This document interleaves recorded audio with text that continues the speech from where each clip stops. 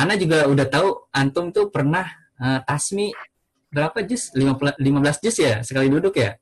Masya Allah. Sekali duduk setor Insya 15 Allah juz loh.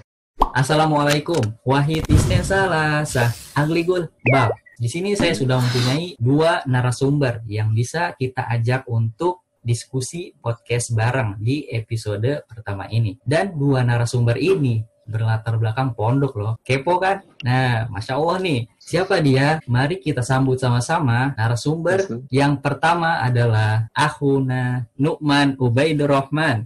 Saya salam Nu'man. Assalamualaikum. Woi, Masya Allah ya. Apa kabar? Kaifahal? Alhamdulillah bi khair. Alhamdulillah. Wa ana bi khair. Aidon. Alhamdulillah kita sudah tersambung. Dan narasumber yang kedua kita yaitu Akhuna Ikhlas. Saya salam Ikhlas.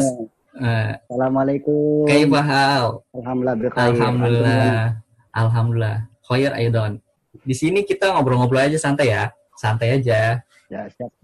Seperti yang sudah kita ketahui, antum berdua kan berlatar belakang pondok pesantren, yakni yang berlatar belakangnya pondok tahfidz ya, pondok markas-markas tahfidz.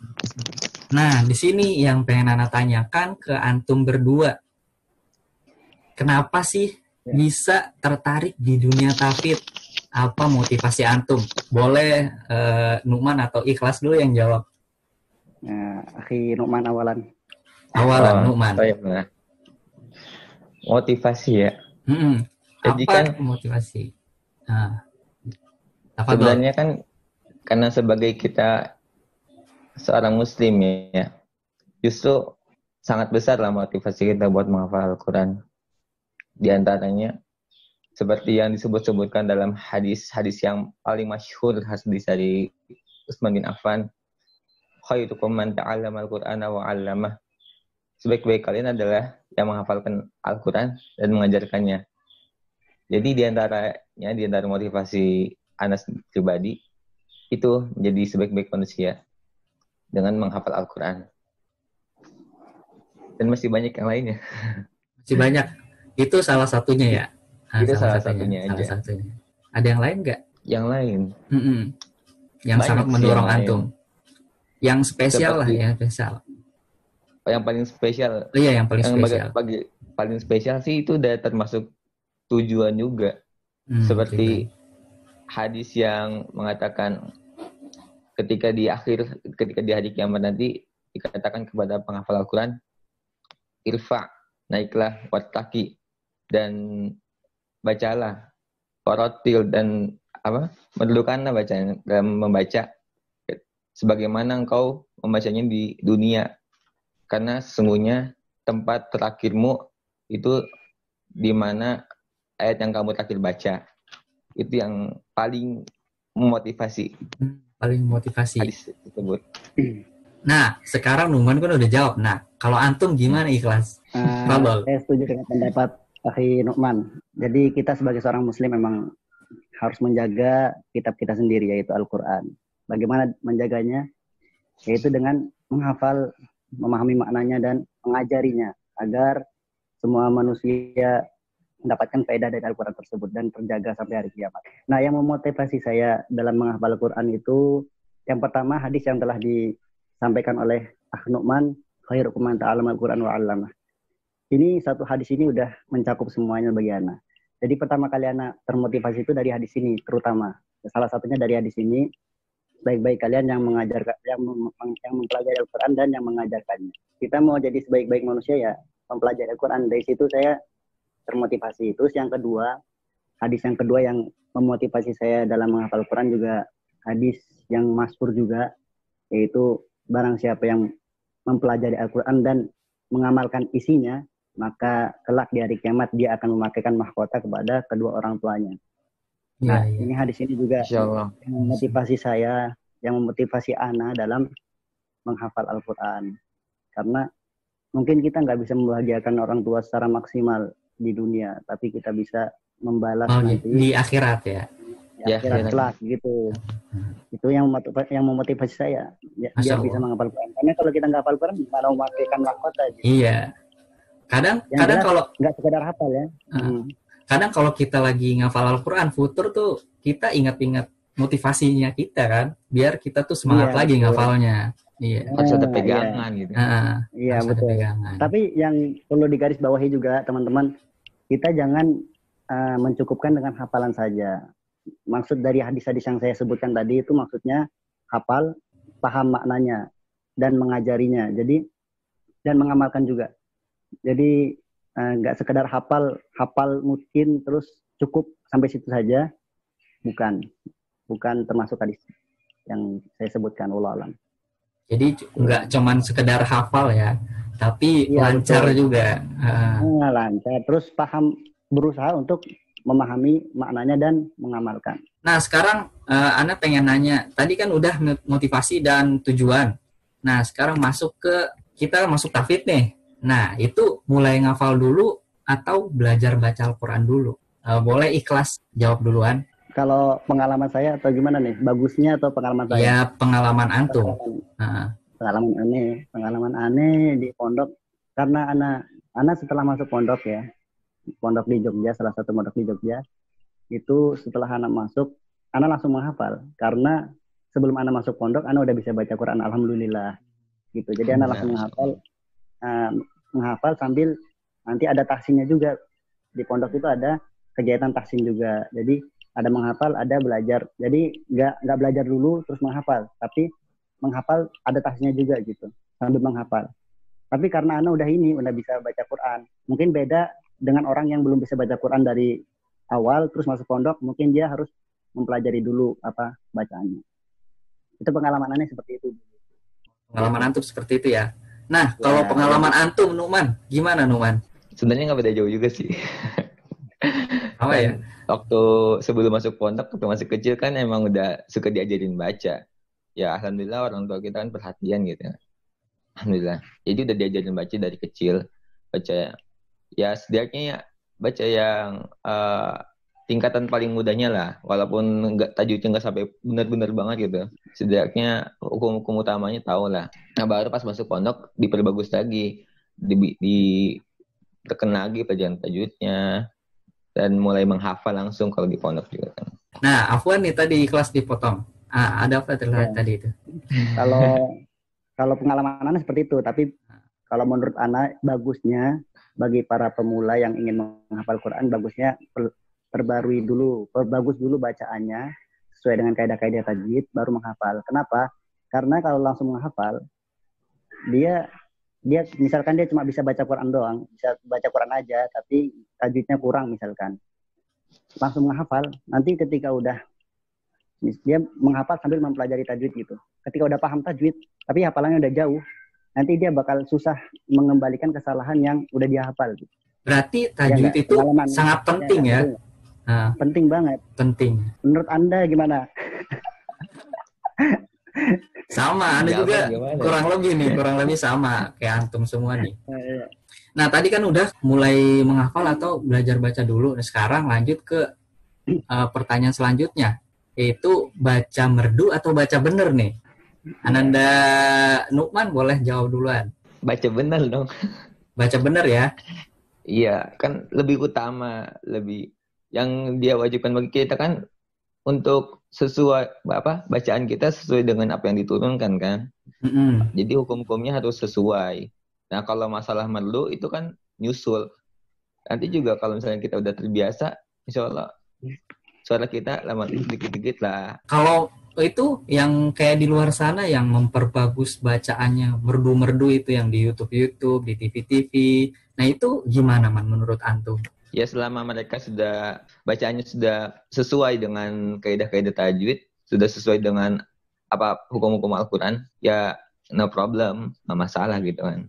Yang paling utama soalnya baca benar, baru merdunya itu bonus. Berarti antum lebih setuju ke baca benar ya? Baca benar. Merdu menyusul. Merdunya menyusul. Iya, menyusul. Nah kalau dari guru-guru anak gitu. Iya, Masya Allah. Nah kalau antum gimana Ikhlas? Ya, itu pertanyaannya gimana tadi? bacaan Baca merdu bener, atau bacaan bener. Oh, ini pilihannya. Iya. Kalau itu saya setuju dengan Akhi Nu'man, yaitu baca yang benar dulu. Tapi di situ kita juga ada hadis yang mengatakan Zainul Quran bi aswatikum, hiasilah Al-Quran dengan suara kalian. Ada juga yang mengatakan laisa bina malam yataganna bil Quran, bukan termasuk dari golongan kami yang tidak melakukan Al-Quran, yang tidak memperbaiki bacaan Al-Quran, yang tidak memperbagus bacaan Al-Quran. Memperindah suara Jadi ya. dari sini kan ada, kita dituntut untuk memperindah suara, tapi dengan catatan suara kita juga memperindah suara dengan catatan jangan sampai keluar dari hukum tajwid gitu. Jadi sebenarnya dua-duanya itu dianjurkan. Jadi kita memperindah bacaan juga dianjurkan. Kenapa? Karena dengan memperindah bacaan mungkin kita tingkat kekhusyuan kita lebih tinggi, makin terus mentadaburinya Qur'annya juga lebih gitu kalau misalkan memperindah bacaan kita. Tapi tidak keluar dari kaidah tajwid gitu. Banyak orang yang memperbagus bacaannya sampai memperpanjang mat yang tadinya bukan mat tapi diperpanjang. Gunah yang tadinya nggak dibaca gunah digunakan. Itu kan salah. Jadi kita dianjurkan untuk memperindah bacaan tapi tidak keluar dari hukum tajwid. Benar kata Ahmad. Jadi kita belajar tajwid dulu bagusnya. Terus nanti suaranya menyusul. Memperindah suara itu dianjurkan ya oleh Nabi Muhammad SAW. Iya. Ya, dianjurkan. Tapi yang kita perlu digarisbawahi sebenarnya memperindahnya ada dua ini ya. Ada dua. Yang pertama memperindah dengan tabiat kita sendiri. Jadi kita punya suara indah dari sononya, kita udah punya, alhamdulillah misalkan kita udah punya suara terindah. Itu yang pertama. Yang kedua, ada yang memaksakan untuk biar bisa suara kita tuh indah. Jadi dia memaksakan gitu. Jadi dia suaranya nggak bisa seperti fulan, tapi dia berusaha untuk biar bisa jadi seperti fulan dengan belajar tangga naik turun terus. Itu kan mempersusah diri sendiri. Nah, yang dibolehkan itu yang pertama sebenarnya, yang dari tabiat kita sendiri. Jadi kita memperindah suara dengan suara kita sendiri, dengan nada kita sendiri. Nggak perlu kita belajar susah-susah gitu, nggak perlu memperberat diri kita. Yang dibolehkan itu seperti itu, Allah alam. Berarti dengan catatan kita itu tidak boleh membebani diri semampunya, berarti ya, semampunya. Iya betul. Betul. Jadi yang kita punya aja apa adanya gitu. Berarti garis bawahnya tanbihnya nggak boleh takaluf. Ya. Iya, Takaluf membebani diri sendiri sampai gara-gara membebani diri sendiri malah kita terlalu keluar jalur. Keluar jalur ya. Nah, kan tadi kan udah nanya belajar baca dulu atau mulai menghafal. Nah, sekarang gimana sih metode antum atau rumus antum agar cepat menghafal Al-Quran? Nah, rumusnya tuh gimana sih? Anak tuh kadang suka nanya tuh ke orang-orang yang suka yang ngafalnya cepet tuh gimana sih? Gitu. Coba Nu'man dulu deh. Nu'man, gimana Man? Rumus antum ngafal cepet? Kalau dibilang rumus ngafal cepet juga ya belum tentu sih, karena setiap orang kan rumusannya beda-beda ya. Dan kemampuan setiap orang juga beda-beda. Atau sih kalau misalnya yang pendapat orang-orang dengan pakai rumus ini semuanya bisa, nggak tahu lah ya, paham. Cuman kalau rumus anak pribadi ya biasanya dibaca dulu supaya sampai udah enak bacanya. Ya paling sih minimal sekali baca dulu yang mau dihafal. Setelah dibaca supaya lebih terkesan, anak baca artinya juga. Jadi baca artinya, pahami ini maksud artinya gitu gimana. Nah, kalau sudah dibaca baru mulai ngafal di situ. Nah, ketika mulai ngafal, setelah udah paham, udah dibaca, udah kalau di halaq-halaq kan wajib ini ya, tes bacaan dulu ke temennya yang sudah hafal. Nah, tes bacaan, terus diperhatiin makna-maknanya, baru mulai menghafal. Di situ rasanya enak banget. Jadi kayak nggak berat, soalnya kita kayak paham ini maksudnya tujuannya tuh, maksudnya ini ayatnya menggambarkan apa gitu, menggambarkan ini perintah tentang apa, kisah tentang apa, atau ini larangan dari apa, tentang tauhid kah, atau tentang fikih kah. Dan di situ tuh enaknya jadi kayak gitu paham. Berarti itu mungkin dari anak gitu aja. Kembali ke awal ya, nggak cuma sekedar menghafal, ya. Nggak cuma sekedar menghafal. Semuanya kembali sama. Ya, benar. Nah, rata-rata kecepatan durasi antum berapa, Man? Berapa menit? Oh, kecepatan. Nah, satu mukanya deh, satu halaman. Rata-rata berapa sih? Berapa menit? Sebenarnya sih apa ya? Nggak mesti seterusnya durasinya sama. Iya, Cuman pada rata-rata. umumnya seringnya tuh kalau hafalan baru setengah jam satu muka. Setengah Itu jam. paling cepat insya Allah. Kecuali kalau dia nggak pang banget bisa lebih cepat lagi. Kalau dia lebih udah ya jangan tanya loh sama terakhir. Ya pokoknya secara umum satu halaman setengah jam. Bisa lebih lama, bisa lebih cepat. Berarti satu lembar sejam ya? Satu lembar dapat sejam. Satu halaman. Bukan satu lembar, satu halaman. Iya tadi satu halaman setengah jam.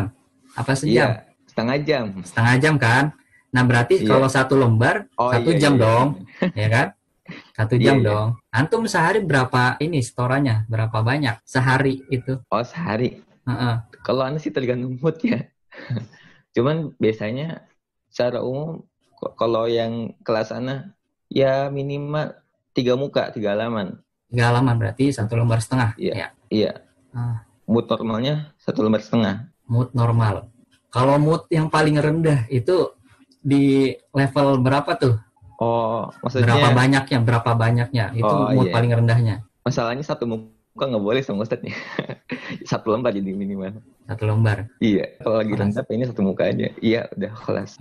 Nah, tadi kan Anu udah tanyain ke Nukman masalah metode atau rumus cepat menghafal Al-Quran ala-ala Nukman tadi kan.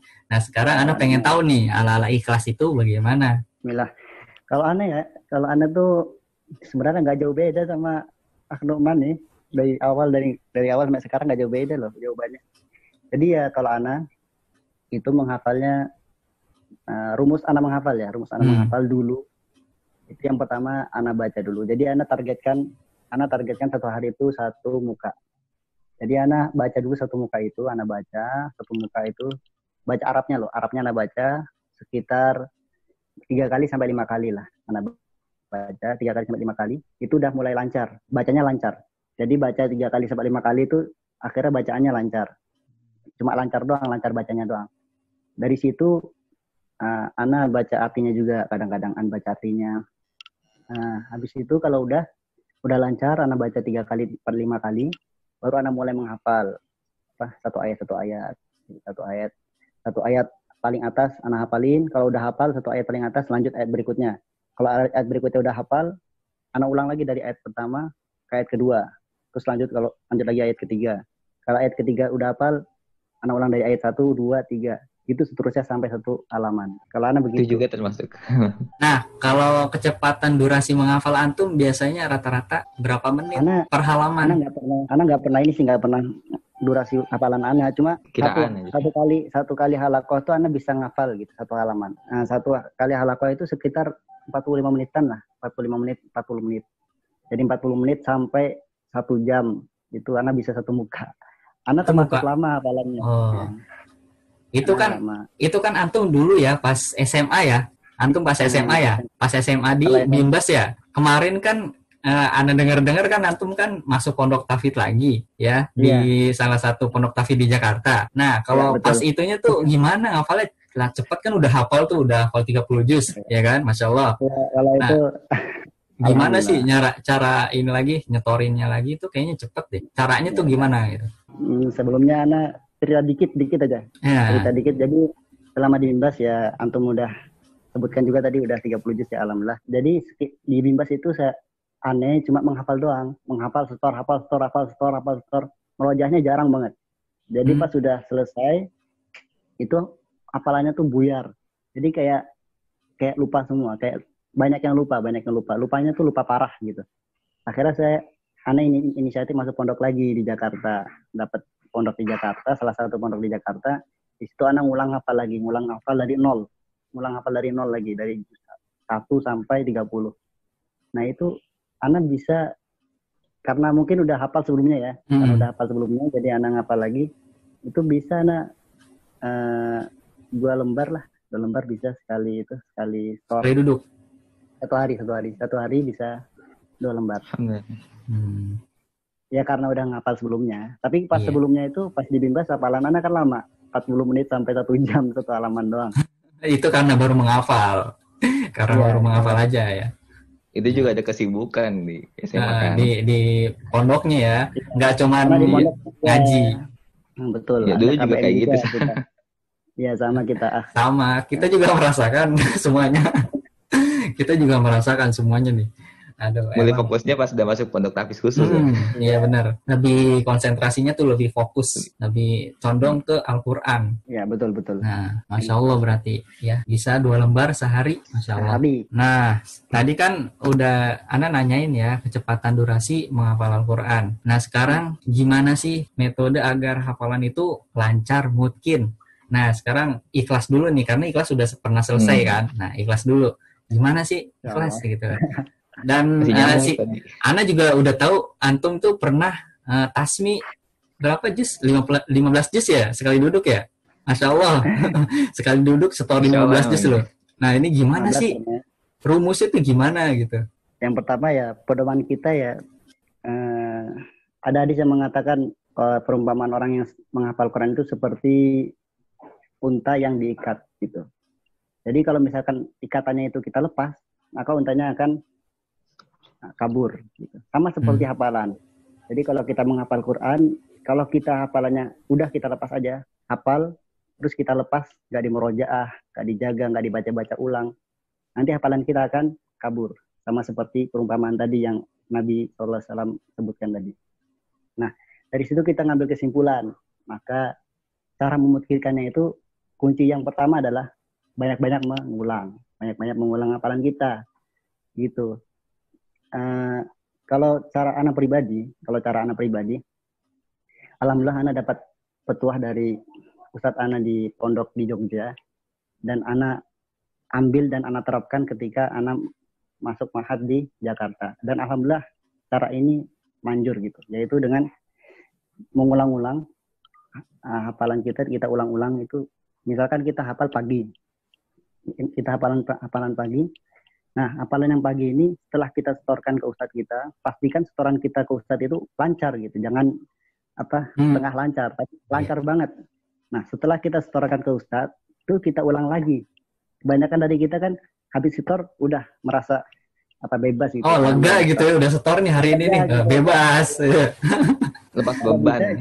Nah, Lepas beban. Bisa, habis kita setoran, itu kita ulang lagi sendiri. Kita ulang lagi sendiri 10 kali. 5 kali lah minimal. Kalau 10 kali kita ulang sendiri.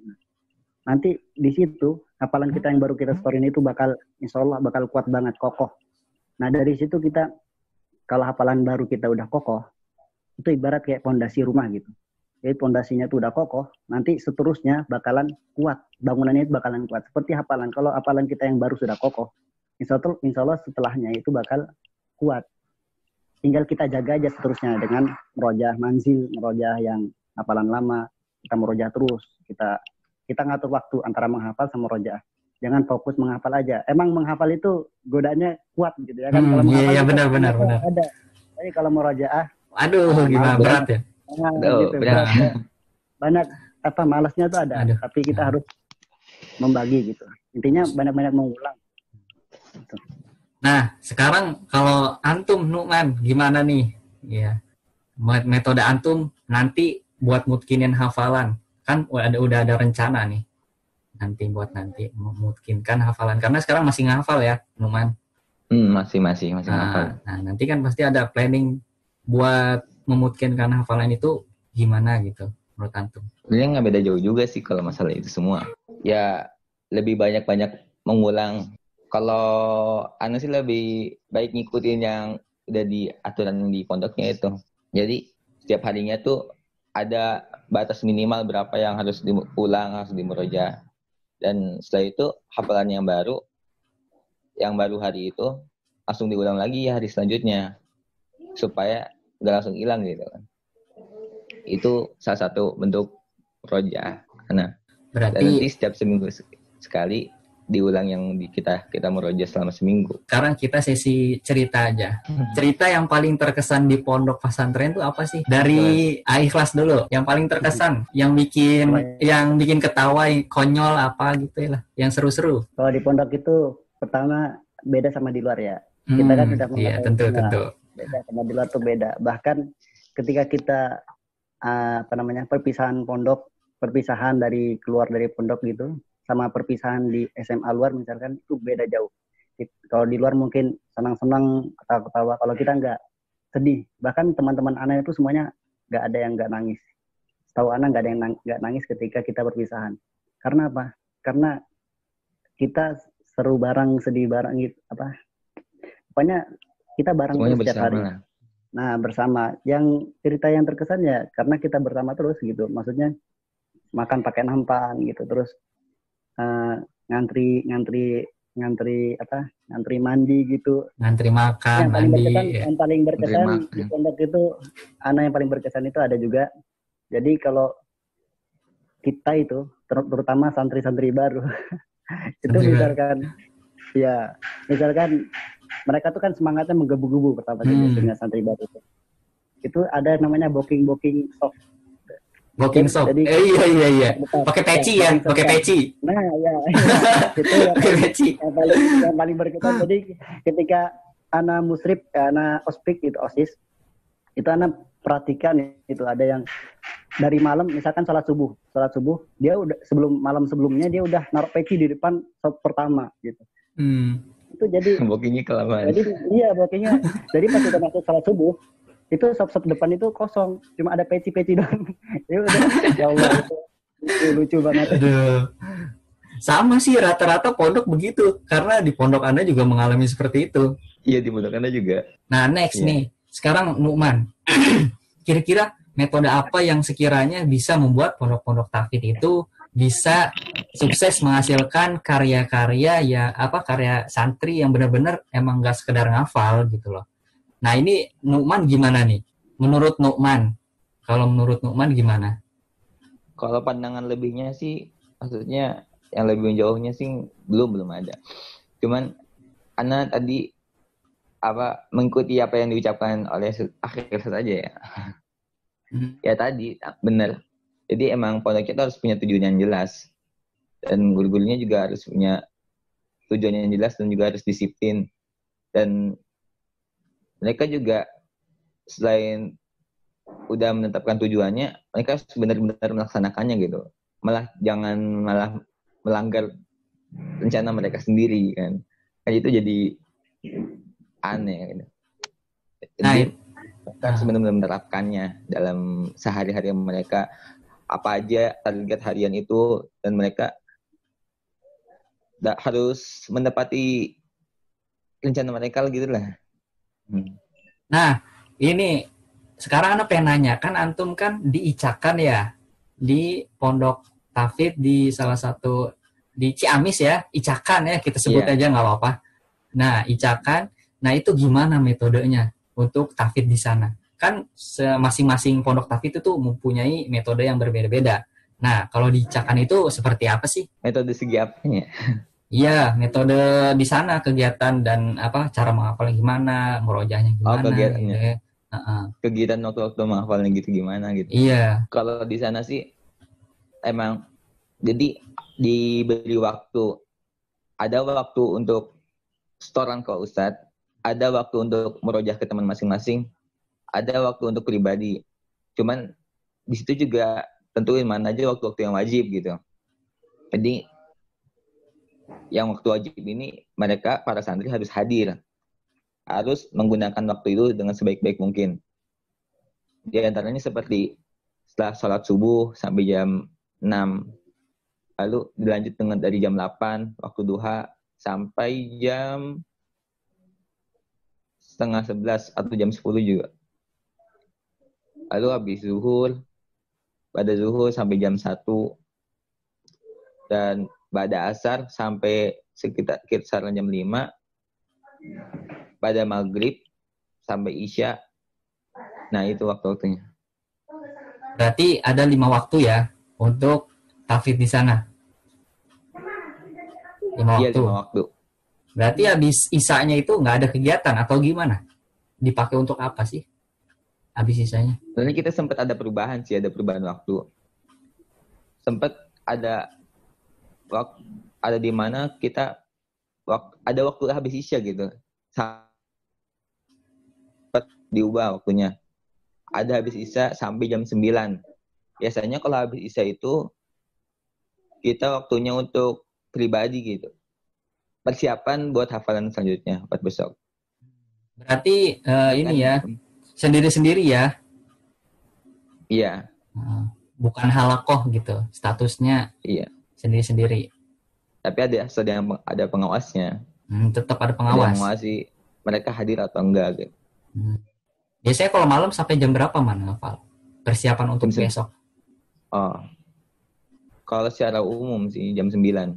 Jam 9 malam. Kalau pribadi-pribadi manusianya ya beda-beda mereka. Beda ya. Ada yang maksain diri sampai tengah malam lah. Itu kalau lagi semangat mereka seperti itu.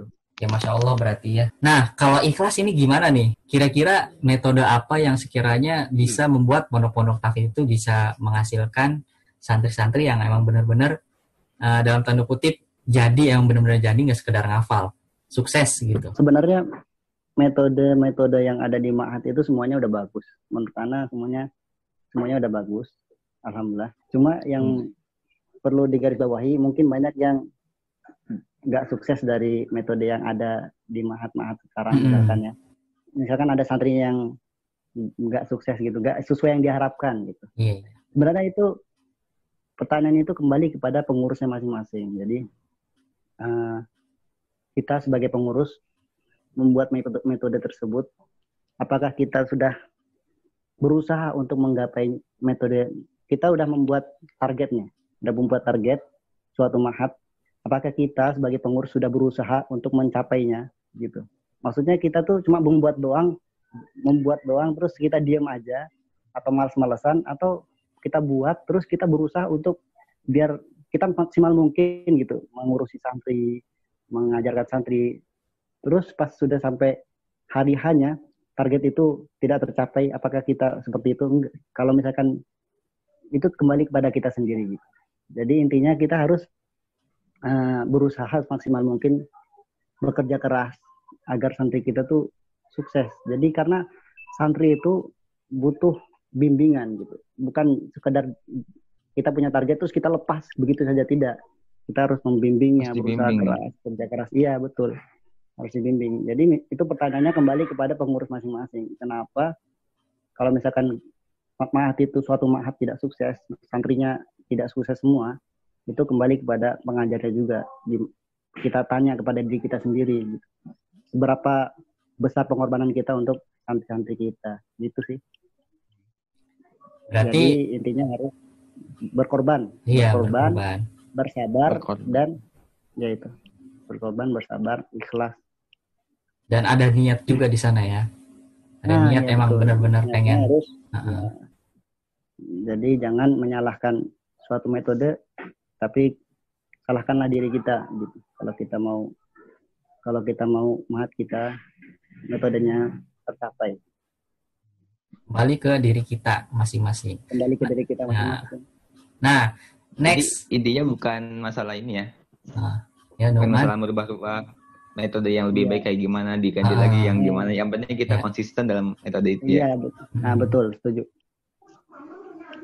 Berarti yang penting kita taat aturan aja deh ya. Metode maupun taat aturan aja deh ya. Kalau santri ya harus taat aturan.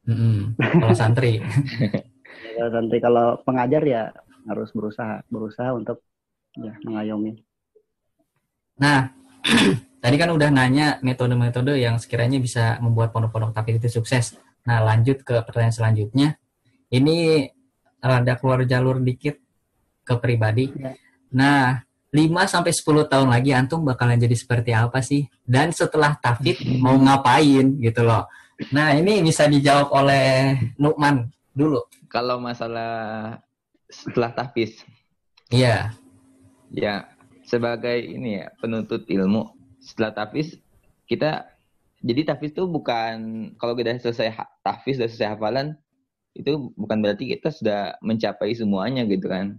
Udah mencapai hafalan kita. Maksudnya belum mencapai semua ilmu agama lah. Jadi setelah tahfiz, ana lebih milih belajar agama lagi, mendalami agama lagi. Apalagi kalau misalnya kita belum ini kan, misalnya belum benar nih bahasa Arab kita perdalam lagi. Lalu juga ilmu-ilmu yang lainnya, ilmu fikih, akidah, ilmu hadis, itu kan juga penting buat kehidupan kita. Jadi lebih milih untuk mempelajari agama dulu, mendalami. Ya 5 tahun ke depan mungkin masih kuliah ya. Kuliah ya. Nah, rencana kuliah mau kemana, Man? Mau kemana rencana? Inginnya sih, ana baru 2 opsi aja, belum ngambil opsi banyak-banyak. Ima ke ini Madinah atau Libya, 2 opsi itu aja. Nah, pas banget nih, di sini ada orang Libya, Man. Antum boleh nanya ini. Nah, tanya ini, ke antum kelas gimana kelas? Tips biar masuk ke Libya itu mudah gitu. Kasih tipsnya ikhlas. Alhamdulillah sekarang dipermudah sekarang. Jadi di Libya itu tesnya cuma satu cara, yaitu dengan wawancara aja. Jadi kita ngirim berkas kita udah diakui, terus tes wawancara, habis itu nunggu pengumuman dah. Kalau dulu itu tesnya ada 2. Jadi tes wawancara sama tes tulisan. Nah ini tes tulisan ini yang susah. Jadi kita tes tulisan gitu. Nah itu susah itu biasanya. Tapi kalau wawancara ini sekedar kita udah bisa bahasa Arab, sekedar kita bisa memahami omongan orang Arab, pertanyaan orang Arab kita paham terus kita bisa jawab, itu insya Allah peluang bisa keterima besar. Apalagi kalau misalkan nanti kan kita dites seperti Al-Quran tuh. Al-Qurannya berapa juz, terus nanti dites. Kita jawab berapa juz, 15 juz misalkan. Terus nanti dites, tesnya lancar, itu peluangnya besar banget.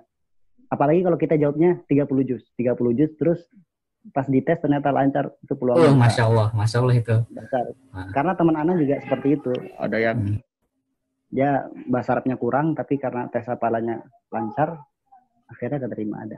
Jadi untuk Nukman dan untuk penonton, pemirsa nih, jadi ini tipsnya nih ternyata. Nah, itu. Jadi salah satu tipsnya seperti itu. Terus jangan lupa banyak-banyak berdoa.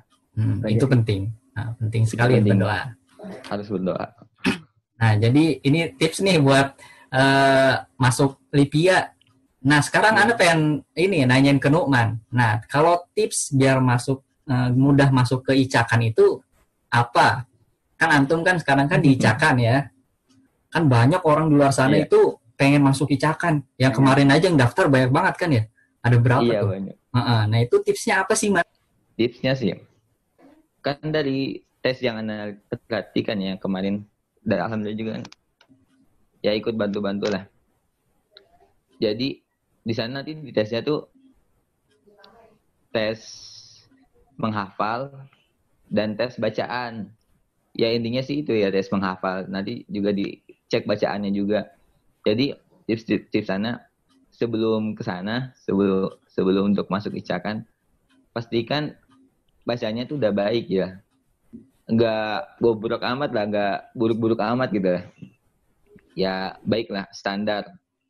Walaupun enggak wow juga, yang penting standar lah. Dan sudah terbiasa, membiasakan diri untuk menghafal sehalaman satu muka sehari. Coba membiasakan dulu, membiasakan satu muka satu hari.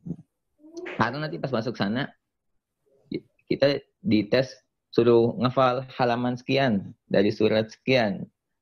Dan dikasih waktu dari jam sekian sampai jam sekian. Nanti pada jam sekian wajib setoran. Nah, di situ tantangannya. Kalau yang mungkin sudah selesai hafalannya, ditantang kayak gitu ya mungkin kecil ya. Mudah. Kecil sekali itu mah. Kalau yang belum hafal kan, misalnya baru hafal 5 juz nih, 5 juz dari belakang. Biasanya tuh di tesnya tuh, biasanya disuruh ngafalnya tuh ya pasti bukan 5 juz belakang lah. Diacak itu di tengah Al-Quran atau enggak di awal Al-Quran. Di halaman keberapa dari surat apa gitu. Nanti enggak selalu sama setiap tahunnya. Berarti kalau enggak dari depan, tengah ya? Iya. Hmm. Jadi apa ya, biasain aja dulu. Coba biasain. Bisa gak, mampu gak menghafal satu halaman satu hari? Karena itu juga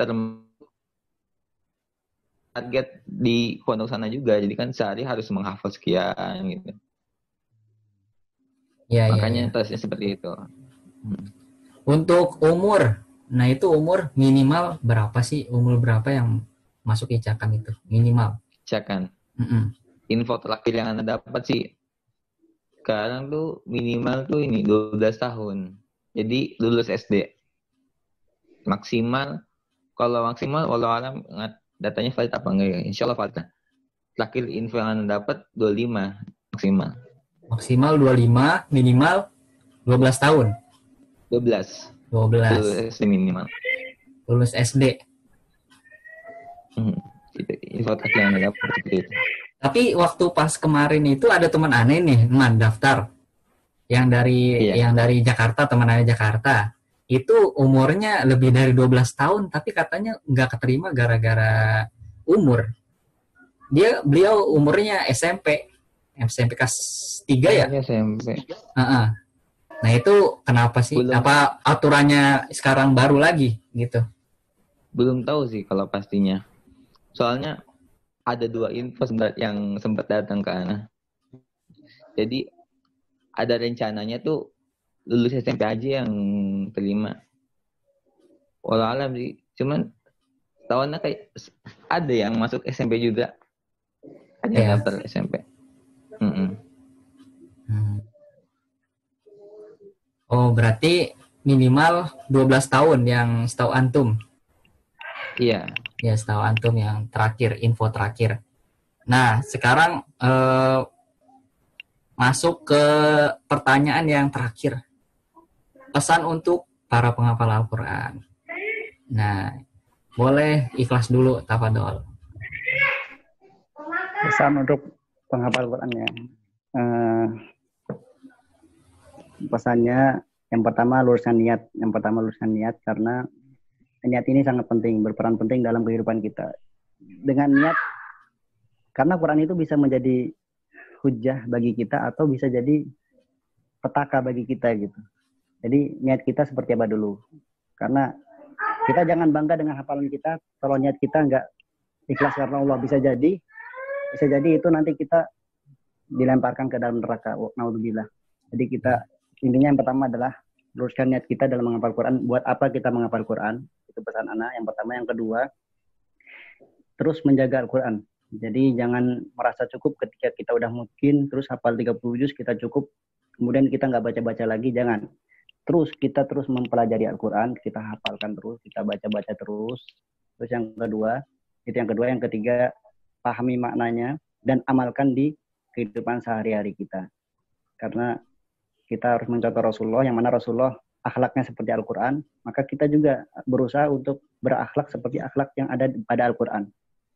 Gitu. Kita dengan apa kita mengetahuinya? Dengan memahami maknanya juga. Itu kembali lagi seperti itu. Jadi itu aja sih pesan Ana. Pesan dari ikhlas seperti itu. Pesan untuk penghafal Al-Quran dari Nu'man apa nih?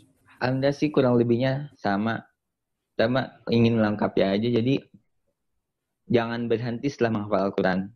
Jadi menghafal Al-Quran itu bukan berarti kita sudah mencapai semuanya. Semua, ya emang sih kan Al-Quran itu pedoman hidup. Di situ terkumpul dalil-dalil tentang kehidupan kita, untuk kehidupan kita. Dan itu juga nggak cukup dengan Al-Quran. Maksudnya nggak cukup tuh, kita harus mendalaminya lagi kan. Al-Quran juga kan harus dijelaskan dengan hadis. Kita juga harus mempelajari hadis gitu. Dan kita juga mempelajari ilmu-ilmu agama yang lain supaya kita lebih paham maksud tujuan Al-Quran. Dan kita bisa mengamalkannya di kehidupan sehari-hari. Jadi jangan berhenti dengan menghafal Al-Quran aja. Kita terus belajar sampai kita paham dengan ilmu agama ini. Insya Allah. Karena nggak ada batasan belajar ilmu agama ya. Tidak ada batasan. Nggak ada. nggak ada batasannya. Betul. Batasannya sampai kita meninggal. Nah, udah itu aja. Terima kasih sekali lagi untuk kalian berdua yang udah meluangkan waktu-waktunya. Apalagi jam-jam subuh ini kan susah banget ya untuk bangun. Masya Allah. Terima kasih. Dan untuk kalian juga yang udah nonton sampai detik ini, terima kasih. Sampai jumpa di next podcast Alfan Media selanjutnya. Assalamualaikum warahmatullahi wabarakatuh.